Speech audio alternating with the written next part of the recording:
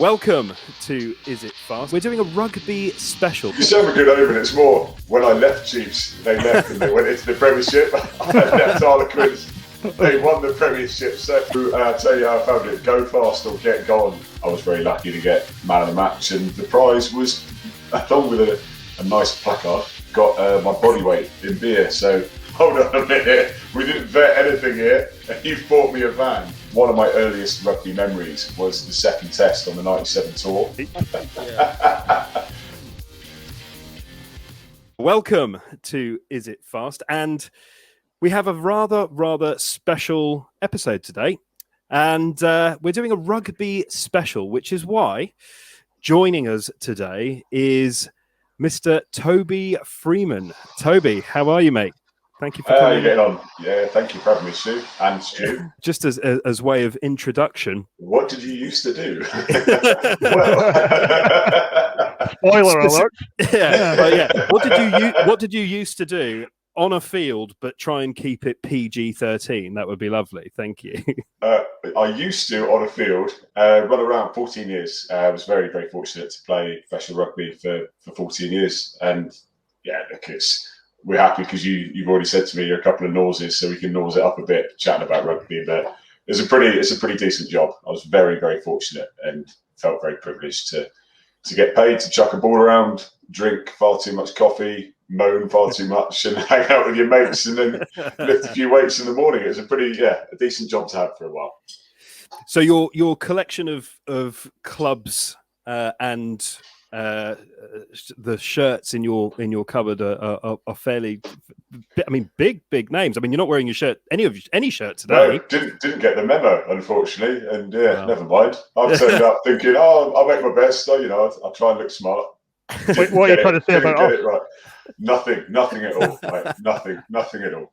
Just because you're 6'5" in real life, don't think you can say these kind of things on a podcast. Come on. Yeah, exactly that. If you are watching Is It Fast, thank you very much. A little of what to expect today. So Toby's going to talk us through what it's like throwing a ball around, and some of his highs and lows, and explain a little of what he's up to now that he has put those days behind him. We have the looming reality of 3/4 Lions tests ahead of us. So if you are into your rugby, it's definitely four. And if you look at the slight angle of your index finger, you can tell what position you used to play on the field. No such problem for me. Sorry, there's just a really broken hand when I'm. So we'll have a little word about general discussion about the tests ahead, so maybe even some of our best memories of the Lions. Toby, you're here because I'm afraid old Jerry Guscott was busy and unavailable, but he gets pretty booked up this time of year, so we kind of leave him. I should imagine he does. And we have a little look, because this is, after all, Is It Fast? So we have a little touch on what the South Africans do with their four-wheeled enjoyment. It's quite an interesting spectacle. So you two are in for a treat. But Toby, it is a genuine pleasure to have you here. Rugby. How? Why? I mean, you've rugby. Just explain everything. I'll give you a real short tour of rugby. I was a terrible footballer, really, really bad footballer as a kid. Grew up in Cornwall, everyone played rugby, and I fell into the sport when I was 13. And just didn't really like it as a kid. Was just quite big, and that really just put me, that's all it was. I was like, this is all right, I'm just bigger than everyone else. And then, let's go whistle stop. I was playing for my local club in Cornwall. Exeter Chiefs were down on a pre-season tour of Cornwall. Happened to play a game against my local club, had a chat with the coach after the game. Transpired he found out I was going to Exeter Uni. Then spent 4 years at the Chiefs whilst I was studying for my degree and my master's when I was at Exeter Uni. And that is how my journey into professional rugby began. After university, kind of fell out of rugby a little bit. I found it quite hard balancing university and rugby, and I was very, very keen to to make sure that I had my education, everything in place. And also, you want to enjoy your life a little bit when you're at university, but it was finding the balance, wasn't it? But ended up in Spain for 2 years when I left university, playing professional rugby out there, and that was that was the crack. That was honestly, I look back fondly at that period because it was bloody good fun. Then I got a contract offer from a championship club when I was out in Spain, a team called Rotherham Titans. Came back, and then began my long journey of trying to get myself into a Premiership setup. And I did 2 years at Rotherham. I did 4.5 years at Nottingham. I did 2 years at Cornish Pirates, and then at the ripe old age of 32, got picked up by Harlequins, and that was my last year as a professional rugby player. So yeah, it was a good ride, decent. Like I say, I felt very, very fortunate to call that my job for as many years as I did, and yeah, that was it. And looking at your rugby CV, it kind of looks like you're a good omen. So at the Chiefs, I mean, they've gone on to do okay. Obviously, Quins. I mean, not quite sure. You still have a good omen. It's more when I left Chiefs, they left and they went into the Premiership. I left Harlequins. They won the Premiership, so maybe I'm a good omen once I leave somewhere. Maybe you're looking at it that way. But so we're looking at Scottish going up in the near future, the next kind of 2 years. Yeah, that'll be good. Well, maybe that's it. Maybe we'll be kind of promoted as Is It Fast into the upper echelons of I wouldn't say journalism. Yeah. This isn't journalism by any stretch of the imagination. But, it's barely a yo-yo contest. Yeah, we struggle with what we're actually meant to be doing. But so I really think as you spent 2 years in Spain, and you know, playing professional rugby, which is wonderful. This is an automotive motorsport show. How did you find Spanish driving? I tell you, I found it. Go fast or get gone. I tell you, it was mind blowing, utterly mind blowing. You just couldn't get it. It all seems to be very fast, and there seems to be a general agreement that you're driving through a tiny town in some remote Spanish village. And you'll see just a load of cars coming through. Someone decides to stop. They'll just stop, get out the car. No one says anything. No hazards go on. People just stop and they'll chat. And you'll be there going, "Oh, I'm the foreigner and I kind of want to get through. Do I or don't I press the horn here? I don't really know what I should be doing." And you're there, driving on the other side of the road. People are like, "Oh, how did you find that?" Well, you're a human. Like, you pick it up pretty quickly. Because otherwise you're going to be in a spot of bother. Like, "Oh, did you go the wrong way round the roundabout?" So many people are saying, like, "No, I didn't," because you just look at the other cars and they just do what they're doing. It was getting used to changing gear. A few times you'd be driving and you're banging the door, going, "Oh no, yeah, it's the other way." But no, interesting to say the least. Yeah, well, hopefully the level of rugby was slightly better than maybe some of the driving that we. Some of the driving. It's a touch better, just a touch better. But yeah, I mean, you were quite successful in Spain. To be fair, you know, you walked away with the title. So yeah, no, you've done your research. I like it. Yeah, no, well, Nausea. Yeah, no, I was. It was good. Yeah, it was pretty cool. We got to our first cup final in my second year out there. It was the first cup final. We managed to win it. I was very lucky to get man of the match, and the prize was, along with a nice placard, got my body weight in beer. So I had the main sponsors of this cup final send me 126 kilos of beer, and that was quite cool. There you go. And now we enter Stu's district of expertise. Body weight 126 kilos of beer. Where did you make it go? How quickly did it disappear? Yeah, but for rugby, that must just be like a quiet Wednesday. But, well, I'll tell you what, I was quite fortunate. One of the lads that I was playing with is he stag do a couple of weeks after the cup final. So I was like, let's just take lads, I've got 126 kilos here. Let's get this in the car and get it gone. I genuinely barely touched the sides of it. Honestly, we took as much as we could, and we still had plenty left. But decent prize to say the least. Yeah, that's incredible. I was waiting for you to say something like a massive leg of ham or something. That's what I was waiting for as well. Because genuine, that was one of the perks of living in Spain. Like, I got quite heavy because you go into the supermarket and you can get yourself a giant leg of ham, and it's €10. And you're like, sweet, I'll take 2. And you just sit there literally taking slithers off it the whole day. You're like, why am I getting so heavy? It's because I'm living off bread, literally bread and ham, nothing else. But that has to be better. Wasn't one of the recent Man of the Match awards? I want to say it was made for the Six Nations. It was a Perspex box, and inside it was a tin of alcohol-free Tennent's. I've got to think that has to be the worst Man of the Match award ever. Well, I guess it depends if you like your alcohol or not. There we go. Let's go diplomatic with it and go. It could be nice for someone who wants to enjoy an alcohol-free Tennent. I'm not afraid to sin bin you, Toby. I'm that kind of chat. Edit it out. Toby's boring. Get him off. He's got no chat, alcohol-free. It's going so well. Results Hub. All motorsport results, all in one place. And now there's an app. Take results with you on the go as we bring you the latest standings from championships around the world. And there's more. Use the app to see who is racing and where with our handy calendar feature. Download the app now. Results Hub. All motorsport results, all in one place. Thing is, so professional rugby, it's great that you get paid to throw the ball around and do what you love and train and everything. It's not quite the same level of remuneration as, say, footballers would get. So when it comes to an automotive life and driving around and all the rest of it, what's your car history like? What's your general car environment? Not great.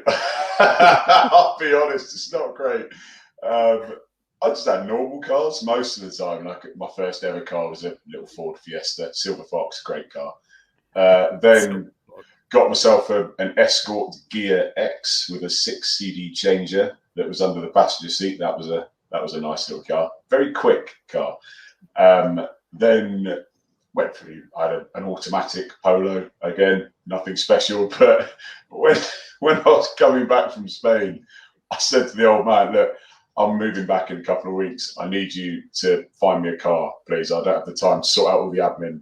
Can you help me out?" I said, "Look, I think it was a couple of grand," and went, "Can you find me a car?" Came back 2 weeks later, and I've pulled up at the old man's. I was like, "Oh, he must have workers in there. There's a van in the front of his house here." I've gone there, "Dad, where's the car?" And he went, "There it is. That Citroen Berlingo's for you." And I went, "What? Hold on a minute. We didn't vet anything here, and you've bought me a van." I absolutely fell in love with that thing. I don't know if you guys obviously know what a Citroen Berlingo is, and it was a 2002 plate, slidey door, jobby, looked like a giant mouse on wheels. But yeah, for moving, I tell you that, that car was very, very good. But actually, I remember when I met Rach, my wife. I say my wife. Very formal. My wife, when I met her, I remember we were sat down having a drink, and I was keeping the old professional rugby player in the back pocket. And I was like, "Oh, my chat's really waning here. I better get out." I was like, "Oh, by the way, I'm a professional rugby player." She's like, "Great." It's not worked. She's like, "I suppose you drive a flash car." I went, "Do I?"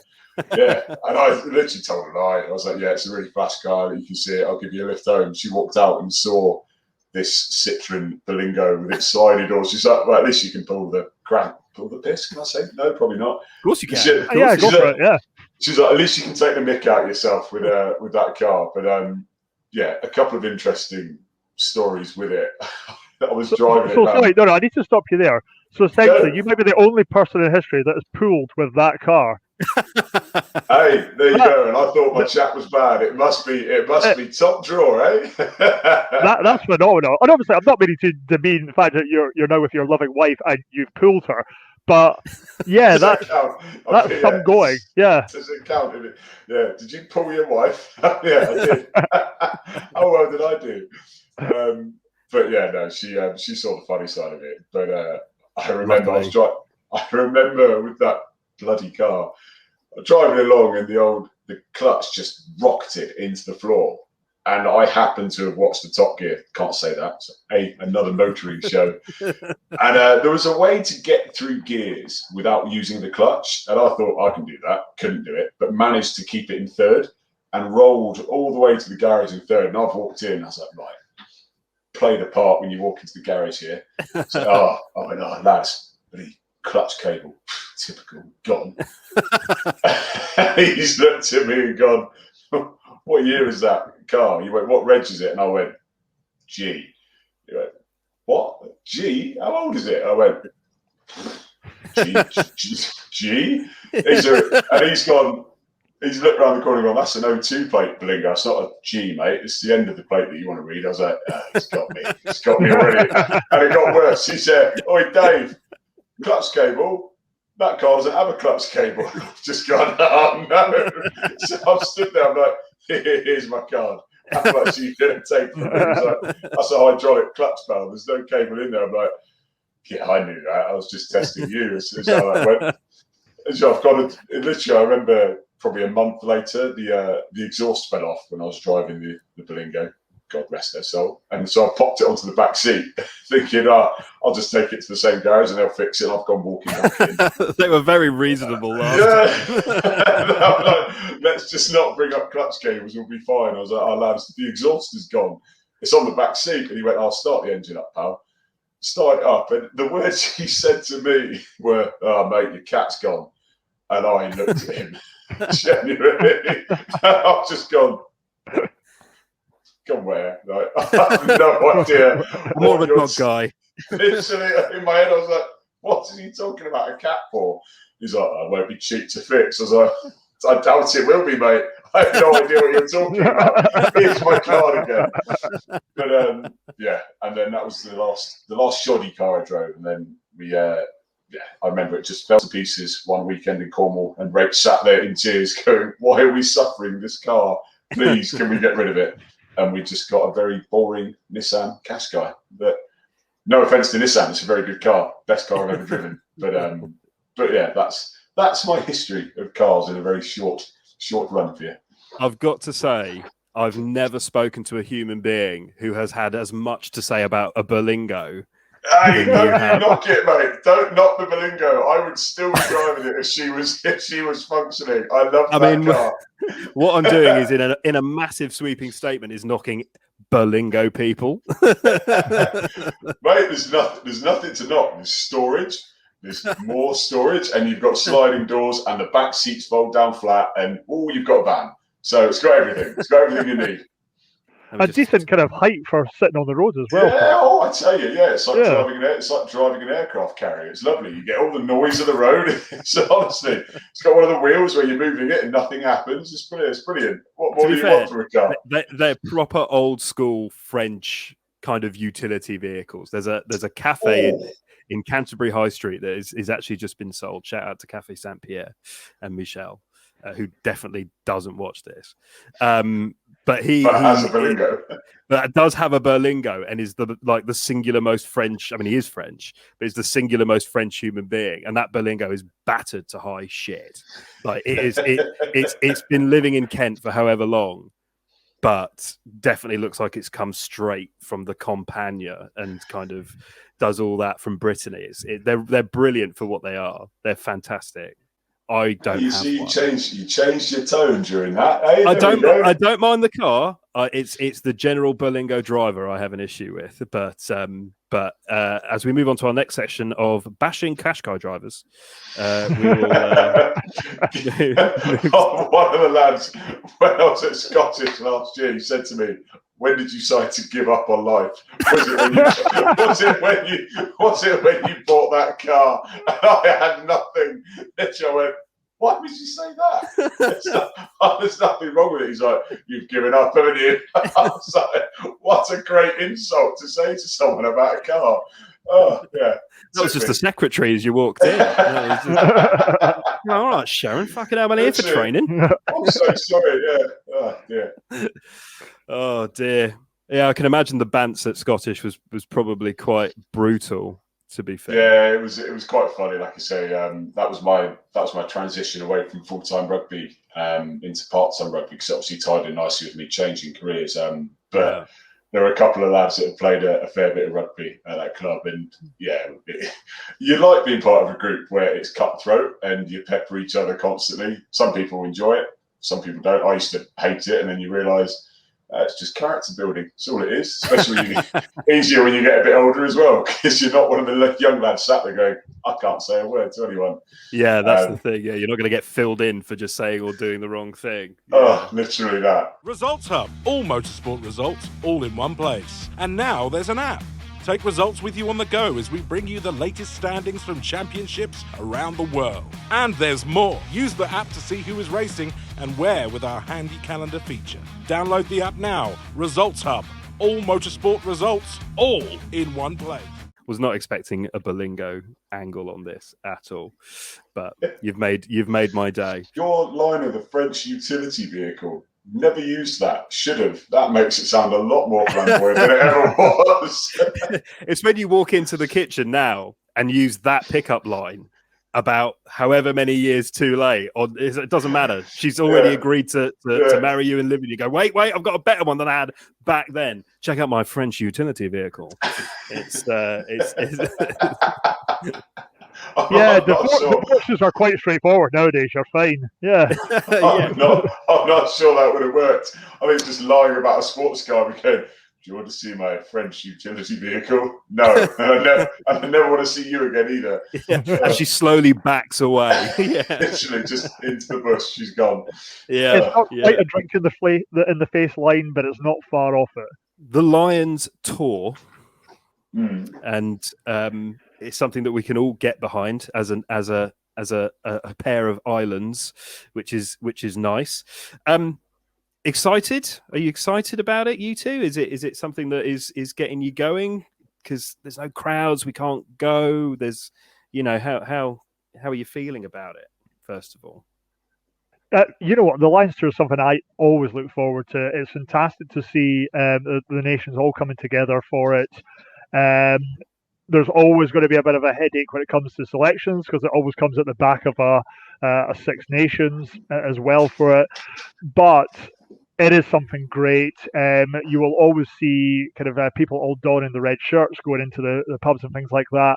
Massive disappointment. There will be people that will be booking up for the next Lions Tour and the Lions Tour after that we do just have to kind of doff our caps and say, sorry guys, it's not happened this year. I remember reports earlier on that Australia were very kind of keen to host the Lions, but host... Yeah, I'll bet. Yeah, exactly, because they can get all the crowds in for it. That's the money spinner. Yeah, exactly. But no, fantastic, as we discussed earlier, that we're getting 4 tests this time round. Yeah, exactly. Yeah. And when this goes out, we'll know what the result of test number 1. We will know is right.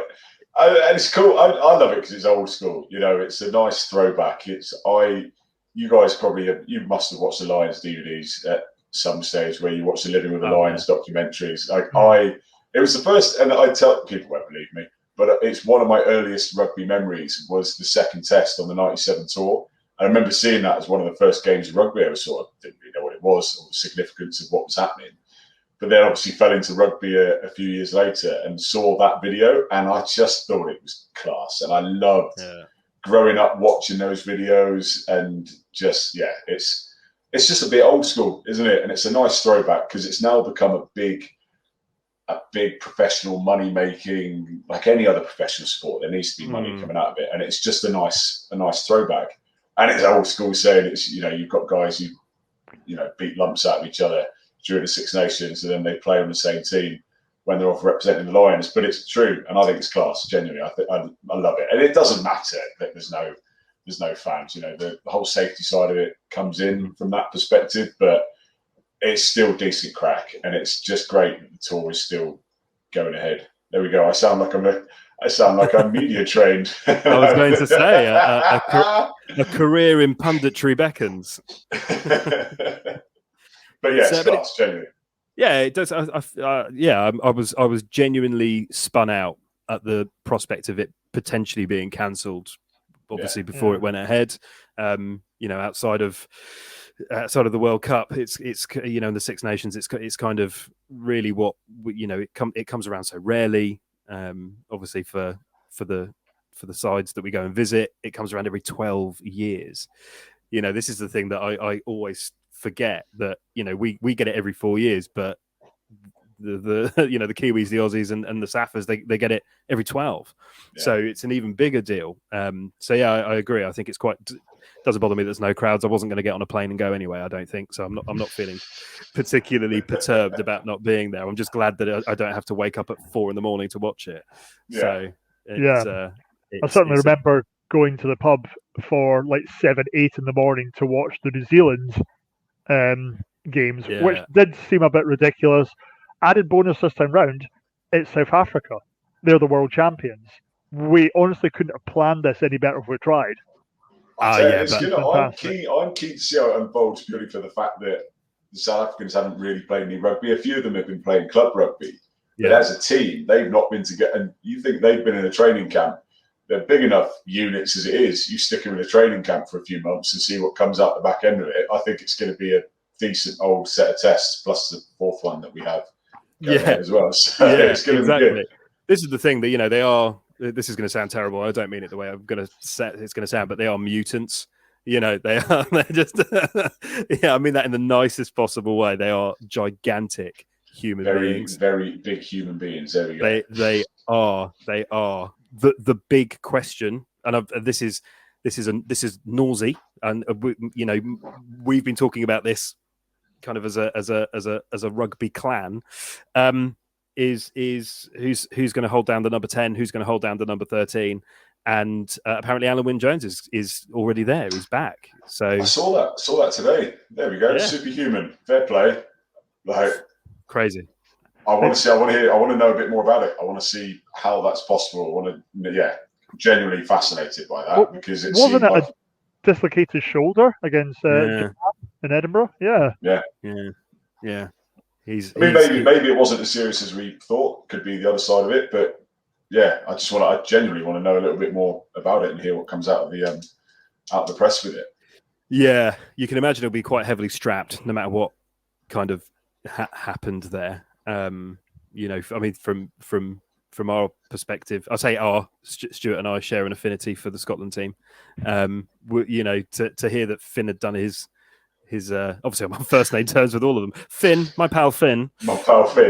yeah. He's done his Achilles in, but Marcus Smith then has obviously managed to. What a cool story as well. A mid England game, getting a message, getting off the pitch because we need to fly him out. I think that's class, and he's been superb the last season. He's special. He is something special, and I think fair play that he's been flown out, because it was surprising to people. And he shouldn't surprise anyone, because he's been absolutely outstanding for the last season and a half. And all credit to Smithy. I think fair play to him. Yeah, if it wasn't for other personnel, he could have felt a bit hard done by not being in the original squad. I mean, that line's. It's been a weird selection. I mean, there's always injuries when when the initial squad are called, and there's nearly always someone who's unluckily misses out. But did you ever play with Marcus Smith? Was he? He was at Quins when I was there. Really, genuinely, really, really top lad. Really, really nice bloke, and you could just see the attention to detail that he was putting in on a daily basis. It's no surprise that he's gone from strength to strength to strength for such a young man. To have such an intelligent rugby brain, and to have the composure that he's now got, I think he's bringing all the elements to his game that he needs to have. And I genuinely think he's going to, for me, he's already world class, but he's going to go from strength to strength. So, no, I agree. I think he's quite impressive. Results Hub, all motorsport results, all in one place. And now there's an app. Take results with you on the go as we bring you the latest standings from championships around the world. And there's more. Use the app to see who is racing and where with our handy calendar feature. Download the app now. Results Hub. All motorsport results, all in one place. Talking of the Lions are obviously doing what they do best, which is play rugby in South Africa. And this being a car/motorsport/ anything that really goes show, it's worth, as we finish up this rather extraordinary conversation with a little look at car culture. And you can tell a lot by a place by their car culture, and we're going to be relatively positive. So let me share a couple of things with you both. So first of all, you may have seen one of these in the past. This is a Marauder, so made famous by Mr. Mad Hammond. Max. Yeah. So this is footage directly from the BBC. Thank you very much. I pay my license fee, so I will borrow it for these purposes. He drives this through. Actually, I'll ruin the clip. Go on. Yes, there you go. He drives it, as you can see, kind of through. I think it's Joburg. He drives this through, but this is available for civilian use if you do want to purchase it. It will get you up to 120 kilometers an hour with a range of 400 kilometers. It is mine-proof, bomb-proof, rifle-proof, apparently, as well. You can carry up to 10 passengers or combatants. But the idea is it will keep you incredibly safe as you are going around your general business. There they are, blowing it up. So I hope the Lions were off at that point. Yeah, I mean, it was Lions branded about 10, 12 years ago. So there's a something that had to be developed in South Africa. They do sell it to armed forces as well. So if you're interested, I know a couple of, not personally, but I know the Omani army have a couple, the Jordanian army. But this is the real one. Don't fancy getting carjacked? Look at that. This is... That is fantastic. Don't know if any of you have ever seen this particular device before, but this is to stop carjackers doing what they want to do. Nice little flamethrower there, out the side of your BMW. Do you just top that up at the petrol station as well? I don't know. The clip is around about 25 years old, in fairness, but it is quite... Might not meet health and safety regs anymore. Well, I don't know what the rules are. I mean, so it's kind of someone pops up to your window that you don't fancy much, and yeah, you can just paraffin them, which is quite a worry. But both of these, big issue, sir. Don't think so. No, don't think so. You're not going to clean my window today. A ta-ta. So that's a pretty violent couple of things, but not everything, as we know, circles around violence and generally just being horrible.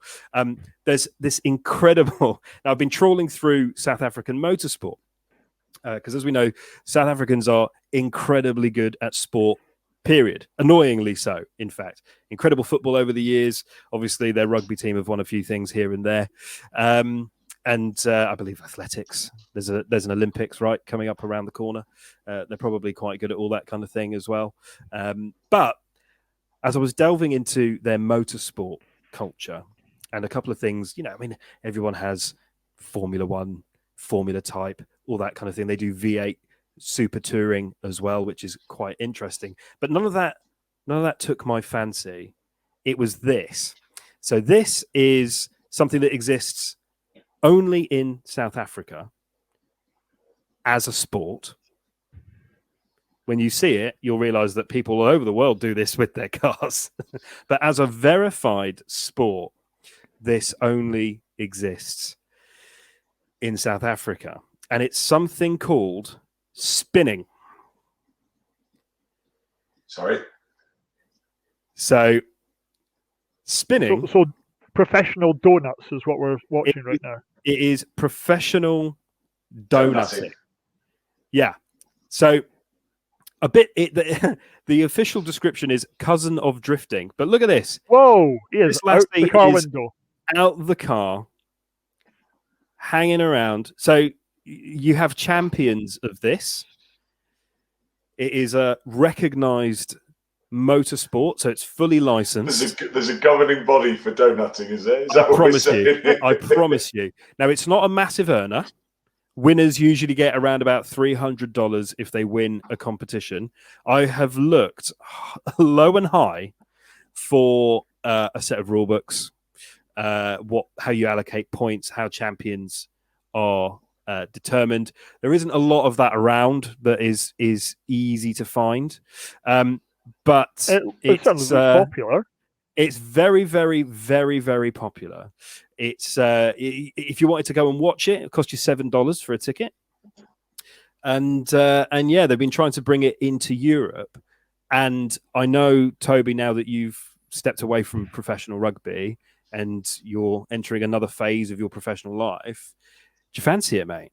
Should we do this? Is this something that you reckon you could get behind?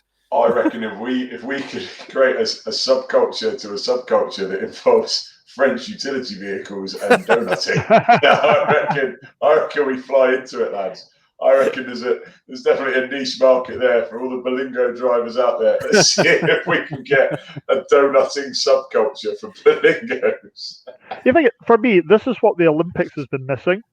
You know how the gymnastics always have like the floor exercises and all that? They're a bit crap. Nobody wants to watch them. If we were to do like the car breakdancing, and you get kind of points for kind of the tunes and all that you pick as well, that could be a winner. There you go.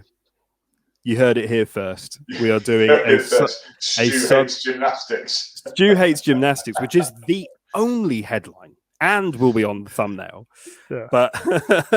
But mainly we're going to start Berlingo spinning with ex-rugby player Toby Freeman. But just before I let you go, so you've obviously retired from the great sport as an active player. What does your life look like now? What are you up to? So spent the last 15 months qualifying as a financial advisor. So went through the process. It was nice that I could make the decision to leave professional sport because I knew I was coming to the end of my time. 32 is you're deemed as old at that stage, and I started I'd looked into the transition into a new career, and was very fortunate to come across a couple of really good individuals that helped me along the way. And yeah, 15 months is what it took me, and now I'm into the new career as a financial advisor and really enjoying it. It's like I said, I was very, very fortunate to be a professional rugby player for as long as I was. But and I've said this with Stu in a number of conversations, I get to have different conversations every single day with people about their lives and what they want to achieve, and it's my responsibility to help them get there. And it's been good so far. Good. Well, that's got to be it. You don't want to jump out of one thing and into another and find you might have trod in a professional cowpat. So that's and it's it's well documented. It's hard stepping away from professional sport, and it is for a number of different factors and reasons. And I think if you're proactive about it, then that's a start. Like, even being proactive doesn't mean it's going to be an easy thing to do. But I lent off plenty of guys who were still playing, who had retired, and got plenty of support from a number of different angles. And Rach as well, like I said. Had I not wooed her with a Berlingo, then maybe I would have struggled. Just shows you. There we go. It doesn't matter. You can woo someone with a Berlingo. I should stop saying that. It's gonna be like, why are you taking everything back to that bloody Berlingo? The rugby wags are a different level. This is what we've learned tonight. Yeah, that's true. They couldn't care that. That's the thing. Rach couldn't have cared less what car I was driving. She's a very good egg. She's a good egg. Very good egg. For want of a better expression, she probably doesn't really describe her as a good egg. But she's been class as I've had to change into a completely new career. And I can't thank her enough. She did. Perfect. That's good to hear. Well, as we get to the end of this, I'd just like to thank you once again for joining us here on Is It Fast? It's been all too brief, but I must say I've really enjoyed nosing it up just a little. Usually we talk about petrol power rather than protein powder powered, which is obviously slightly different thing. So thank you very much for joining us here on Is It Fast? I hope you enjoy the Lions as much as we all will. And look forward to seeing what the next steps in your professional journey bring you, Toby. Nice one. Cheers. And again, thanks for having me on, lads. This has been a laugh. Really enjoyed it. Thank you very much. Cheers, Toby.